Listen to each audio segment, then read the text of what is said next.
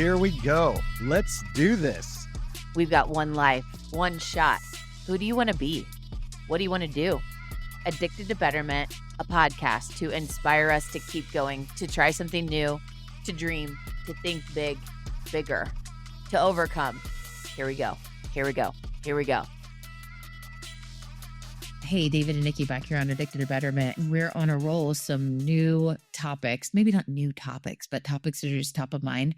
And I wanted to share this LinkedIn post that I made a few days ago because it's been top of mind for me watching this person who is in a natural get started, go get it, whatever I would say, probably based on the story. I think you could make that assumption, but watch how much has happened in 14 days. So when I tell you the story, so I hop on this call with this guy who's a business contact of mine and really enjoy him. And we've talked multiple times about this idea that he has. It's in the realm of podcasting, and he hops on the call, and it'd probably been, 6 weeks since we talked, and there was no particular accountability up until this call or anything. He hops on and he's like, I'm so frustrated this thing still isn't live. And I was like, the podcast? And he's like, yeah. And I said, are you sure you want to do it? Like, are you sure that this is something you really want to do? Like, I don't want you feeling bad just because you're talking to me. And he's like, no, I really want to do it. And I said, you're sure you really want to take the next steps? He said, yeah. I said, well, you're talking to an activator, so let's go. So we sat and I was like, no business, like put the glasses up all the way, ready to go. Got a little swig of water. I'm like, start taking some notes. So we created a plan in our 30 minutes that we had. And then 2 weeks later is when I made this LinkedIn post. 2 weeks from the day that we hopped on this check-in call, I was looking at like, oh my gosh, look at all we've accomplished right before we hopped on. And so here was my short list. This wasn't everything. There was a launch date for the podcast set. We made a checklist for every step to launch to be successful. We had a monetization strategy outlined. We productized offerings for this monetization plan. He built a prospect list. I created the verbiage for him to do the outreach. He booked 2 or 3, I can't remember, 2 or 3 prospect conversations that were already on the books. This is in 2 weeks. I'm like, okay, so here's the deal. I mean, whether you're a natural activator or not, there's no excuse to getting started. There's a lot of this in our head that's like, I'm not good enough yet. No, you are. You are good enough now. We're good. Like, there's nobody out there that's beating you or, you're behind. Like, just get started now. Just take a step. Just get started. Momentum can be such magic, and then it creates such confidence and energy. Go back to that energy thing, right? And so today, everyone listening, you have that thing, probably. You've got something or 2 or 3, not to draw the list too big. But you've been talking about it. You've taken steps. You put it in a folder. You dust it off, right? And let's get going. What keeps us from taking those steps? So, David, you're good enough now. Let's go. What's your thoughts on this? Well, I love what you said. I think the first thing that comes to mind as you were talking is perfection is the enemy of progress. You keep waiting for things to be perfect. It's never going to happen. I want to wait for the perfect time or the perfect opportunity or the perfect amount of money or whatever the challenge is, or I have the right idea or whatever. Perfection is the enemy of progress. Progress creates momentum. Just a little bit of progress. Take the first step. So, that will create more opportunities. And then momentum, once you start that progress and create momentum, that builds confidence. It builds confidence and that only can come from action. Confidence doesn't come from waiting for the perfect time or, waiting for the perfect moment. Confidence comes from when you start taking action, you realize, oh, I can do this. And my first thought that come to mind when you were talking was, perfection is the first enemy of progress, of taking that action. And that's so true because we overthink how many people could do this better. How many are already doing it? Like, you hear people say, in the business I do, we're bringing up ideas and then like a couple of days later, hey, let's get started. And it's like, but I haven't conducted the research project to know all the people that are already doing this and how far they've gotten. Where did they fail? So it's like, okay, let's just get started. Let's just get started. And, I want to back up for a minute and say, not just with anything. We just talked on an episode about, protecting our time. We're spending our time on the things that really, really matter. In this episode right now, I'm talking about something that has been nudging you because you feel called to do it. Like God is guiding you. The doors keep opening. You keep getting reminders, but you're not doing the thing, and it's causing you just inside. You're frustrated. You feel just deflated because you haven't got going, because you're like, I'm meant for this. I'm meant to do this. That's what I'm talking about. I'm not talking about saying yes to everything. I'm talking about the things that we're called to do. And then we have dreams to do. That's what we're narrowing it on. And then, to David's point around where do most get hung up? Well, who's doing it better than me? Or, do I have everything figured out? And we don't need that. We need to stop thinking that way, because you're never going to do it. You're never going to take the steps to do the things if we have to have it all figured out. That's good. And then to your point, you don't have to be perfect. You are good enough now. And then action naturally creates opportunity. Once you start action, things will happen that give you opportunity. Opportunity doesn't happen when you're sitting still. When you're sitting and waiting, the opportunity isn't going to come to you like a bolt of lightning or, something come. When you start taking action, things become more clear. Opportunities create themselves, not when you're sitting still. So I looked up a list of common words in our head that need reframing that I thought could be helpful, because I think some of these, maybe it'll bring up something that David and I will talk about, but I hope it hits for you. I don't know enough yet. Reframe, but you know enough to start. And starting is how you discover the rest, because you're never going to know until you start doing it. Like, one of the best ways to learn something is to teach it. And I remember years ago, like grade school, I would sign up. I don't know how I learned this, but I'd be like, oh, I'll teach it. All I knew was I had a deadline to learn enough to get going. Right. How about I'm not qualified? How many people get wrapped up in like the letters behind our names and the degrees that we have? And it's like, you're called to do it. You have a nudge. God's guiding you. You're whatever. That's enough. You're called. You don't need to be credentialed all the time. There's some things, like if you're going to do heart surgery on me, I do need you to be credentialed, but lots of things don't need that. And most people are making such a difference because they're like waiting for the permission versus just beginning. Like, hey, but I got to have the accolades, right? It's like, no. And I'm too late. I hear people say this a lot in podcasting and community building. It's like, there's so many others doing this. You're right on time for who needs you now. You're going to do it differently than other people are. It's not going to be a playbook of how somebody else did it. Your podcast, this podcast, right? Like, is so different than so many other podcasts. If one person gets inspired from this is doing good, right? And so to reframe, you're not too late. You're right on time for the now and who needs you now. And don't miss this moment. Don't miss this moment that you just heard is now, right? And, but somebody else is already doing it. Okay. But they're not you. There's other people that are going to do it. We all have different strengths, right? Every time you do an assessment, you're with a team of people. You're like, gosh, we're different. Exactly. Someone else is already doing it, but they're not you. And the way that you are going to bring your voice, your story, your way, you are the differentiator. And so let's get over all that stuff. And it's like the thing that is calling you, the dream that you have, the thing that you said you're going to do. Let's do it. Let's get going. So we got past the like head trash stuff. Any other things there, David, to like get the trash out the way? That's so good. When you talk about reframing those concepts, those things that you said, hey, think about it differently. I think the root of that is the fear of failure. The fear of failure. And if we realize that failure is not final, failure is feedback. And the quicker you take action, the quicker you discover what works. So, it's this, to your point of, oh, I don't know if I know enough. It's because you're afraid of failing. But when you start taking action, you're going to learn what you need to know.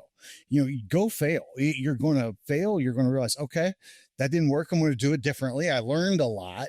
The lessons learned, and Nikki, that's the story of my life. It's when I think of things I'm even involved in now, where we try something and I'm fired up, we're fired up. We're like, we're going to get this done. And the whole team's excited. And then we go and it just clanks. And it's like, And, someone like myself or you who's wired, I'm super competitive. I want to kill it. I take pride in being great. And it's like, holy cow, that tanked. Okay. That's not final. It's feedback. This didn't work. What can we change? Now we figured it out. Okay. Now we've got it going. But that doesn't happen unless you take action. If you don't reframe those things you were talking about, you're never going to take action. And then you're never going to fail. You have to fail. So I think seeing failure different and recognizing that, you know what, you can't name a successful person in the world who doesn't talk about all the times they failed. And usually the thing I find is the people that are most successful actually talk more about all the times they failed than they ever do about the things they did right. It's because they see them as, hey, what I know is when I failed that way or when I struggled that way, man, I learned a lot, and that really set me up for success. So I think reframing that is the key to saying, hey, I don't know enough, but I'll figure it out as I go because I'm going to fail and it's going to teach me, and that will catapult me to where I'm trying to get to. That's really good. And I'm seeing right now the embracing failure or fail forward is like this sister to the reframe. So how we think about something, and maybe this failure could be the reframe for sure, but like those reframes and how we're thinking about it, we flip that and then we embrace failure, failing forward. If we truly believe we're addicted to betterment, like we are taking steps to be our best self. And these failures, they are teachers. That's why people say like failure is the best teacher or we're failing forward. That doesn't apply if you're just like, throwing the towel in, like doing the same old things. You're not trying, right? Like that's a different form of failure. We're talking about taking steps and learning, and you fail, and man, is it such a good lesson. You learn it and then you get to teach others. It's the loudest way of learning, I think, because it really sticks when you really care, and so that's there. Let's just believe that we are uniquely positioned. This is our calling. This is a nudge that we have opportunities, and we're going to take the steps because those failures are only learning opportunities. It's not, I'm going to look like a dummy. Like, it's not that. It's over here in the learning opportunity. And you know how many people will be inspired by you and learn from you for you stepping out to do the thing. It's what inspires other people. And just that then that failure is truly a fail forward. Like, yeah, I'm going to learn. I'm going to try. I'm not going to do that again. I'm going to shift and pivot. It's part of it. It is part of it. And I think one of the things that often keeps people from taking a step is fear of letting people down. Fear of, hey, if I'm not great at this, the people in my life who count on me, I'm going to let people down, or that people are expecting me to do well. And I'm speaking from my own, perspective here. Cause, I feel like if I'm working with a team or, my wife or my kids, they're counting on me to do things well and to be successful at things. And the thing I would challenge that with is you may let people down, but you're going to get back up and but your future self, the future version of you is counting on you to try, is counting on you to take action. So if you don't take action, you're letting the most important person in your life down, and that's you. You have to take that action. You have to do that thing because your future self, you're the future version of you that you want to be, you want to become. That's counting on you to take an action, take a step, do the thing. And when we think about, the step forward, once we in our mind are deciding that we're going to do this, the 10x power is deciding out loud and sharing it with important people around you. So that could be your spouse, kids, people you work with, people maybe that are going to come along for this risky ride, right? But when they are part of that step forward, they heard you decide out loud, they know the why behind it. I mean, there is no explaining that you need to do for when there is that failure that comes up because they've been along for that ride, right? You're going out and building a startup. Any team member that comes along to join that startup, they're taking a risk too. And there's a lot of conversation that goes up front with each other that talks about here's the runway we have. I mean, first of all, not even starting with here's the runway we have. Here's the dream. Here's the outcomes of like what we're going for and the why and all of that. But then also like, here's the risks. Here's the runway we have. Here's what has to happen because we don't have a money tree in our backyard to like hold us through if this doesn't work. Like we're all in this together. And the people that are closest to you, it's like one is we're all in this together with people that are closest to you. Like they're your support system, but also you're saying it out loud. And there's so much power from the time that you share that and you make the decision to do the thing. You've got other people around you and it's just like your own built-in accountability, let alone they start to ask you about it. Man, as you're talking, Nikki, I can feel my adrenaline and my energy just rising because so I work with business owners every single day. It's all I do. Every single day I work with business owners, and I can't tell you how many hundreds of times I've had a conversation with a business owner who, he's, man, I'm sick of where I'm at now. I hate, and I really want to achieve this or to change this or get to this point. And they take the step. They take the step and and then what they realize is this wasn't as easy as I thought. It didn't go as smooth as I thought, but because they didn't commit, they were kind of wishy-washy in that commitment, kind of waffling. They wanted to take the step. So I think the most important, not the most, but one of the important things about taking that first step is just commit and even think through okay, this is not going to go as I hope it does. There's no chance it's going to go perfectly. There's probably going to be setbacks. There's probably going to be moments where I'm asking myself, what the hell am I doing? Why am I doing it? But when that happens, how am I going to handle it? How am I going to handle it when the marriage, she turns out to not be perfect? And suddenly I'm like, I thought she was perfect. Or the job, the business, the startup that you created. And I kind of dealt with this recently with myself. So I'm naturally a very positive person. And I have this saying that is a part of my life right now, unwavering belief. And recently I'm a part of this thing that, I'm a part of this group willing this startup thing into existence. And it's fun and exciting. And I'm incredibly passionate about it. I love it.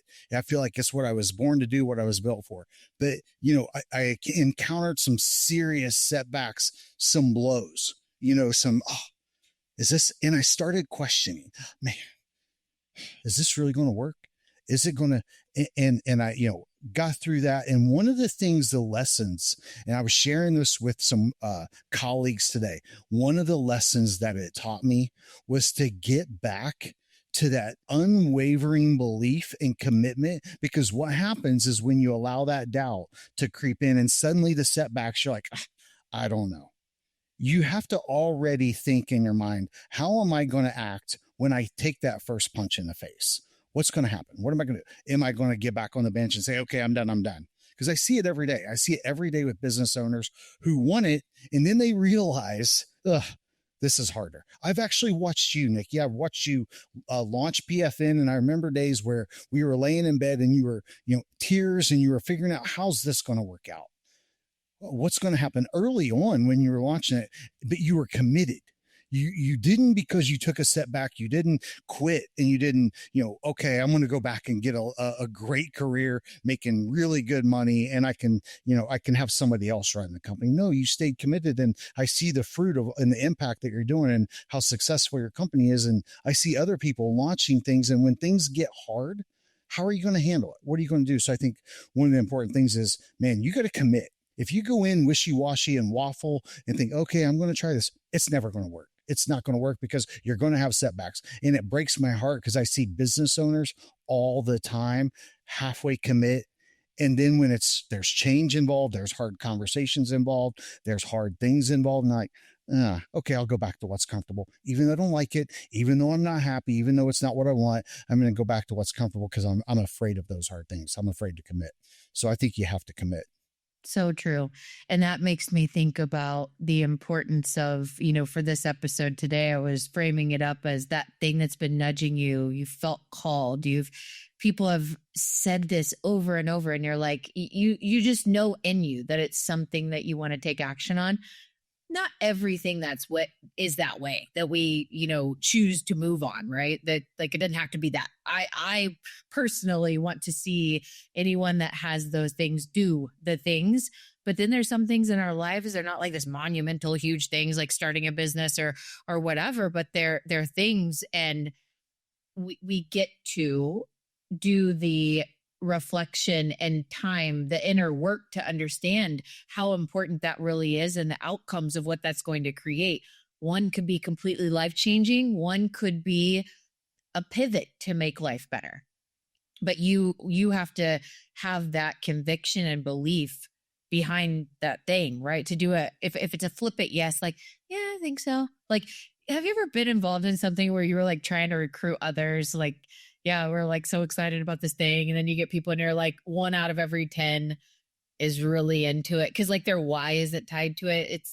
There's the difference, So knowing like our why is tied to this thing, whether it's a massive thing or a smaller thing, after we have committed and decided out loud and shared this with really important people around us, not that you have to share with everybody, but some core people around you, it's micro action. It's not full strategic plan. And that's what I see people do. They're like, I have the master plan. We have 14 steps and these 14 steps take us out 7 years. And it's like, do you know how much is going to change by next month, let alone next year? So we don't need a master plan. We need our first strategic move. And it's one step.